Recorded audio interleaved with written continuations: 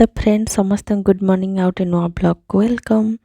तो चलते आज आ गोटे नुआ ब्लॉग स्टार्ट करेंगे। तो आपण मानक छतु क्या पसंद निश्चित कमेंट सेक्शन में जनइबे। तो आज मोर सकाळु सकाळु मनीष जमी भावे कि हुए कि आउटा तो सेमती सकाळु सकाळु मुझे भाई कि आज करी फुलकोबी तरकारी किंतु हजबैंड आनी धरते कि छतु तो छतु नहीं आसले जेहेतु मुझे कौन करी आ जहाँ जोग भल भाभी किंतु आज मोर रोसईटा लेट हो जाता मुझे फुलकोबी काटी नी जाए तो मुझे कि फुलकोबीटा कौन कली ना थोईदेली छतु जी आनी तो बछा बछी करदेली भल भाव धोई धोई क्लीन करदेली आउ कहले गोटे गाँ स्टाइल गोटे बेसर देकिना पूरा बढ़िया से बनइबा छतु। तो ये मु छतु को भल भाव धोई देती। यहाँ हूँ नाड़ छतु आपण मैंने कि सब खाई निश्चिंत कमेंट सेक्शन में जनइबे। आ नाड़ छतु ताको भल भाव चुपुड़ी देकिना धोई धोई चुपुड़ी देकिना ताको मु कौन कली ना टिके सोरिष तेल पकई भाजीदेली।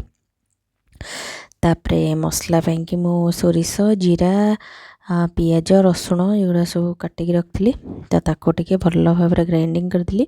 आलू किसी चुन चुन करके रखी तो ताको सब काटिदेली। आपण मन से कथा भितर देखो छतु भजाटा मोर रेडी हो गलानी। आउ छतु भजा कर सारा पर आलू कौन करवा ना जी चुन चुन कर भाजी काटी भल भाव तेल देके भाजीदेवा जहाँफल टिके तार माने टेस्टा टिके बढ़िया लगे।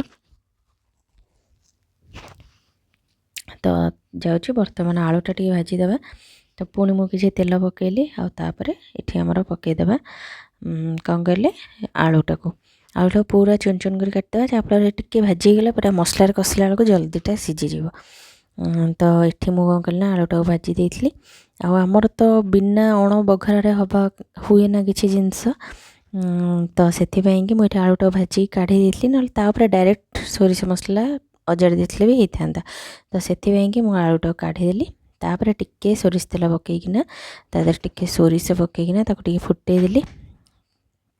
तापर मोर सोरिष मसला जोटा रेडी करके रखी से पकईदेली। सोरिष मसला तो बेस समय सीझीबनी तो अल्प किसी समय सीझे देकिना मुझे कौन कली ना आलूटा पकईदेली जहाँफल आलूटा टिके सीझीज।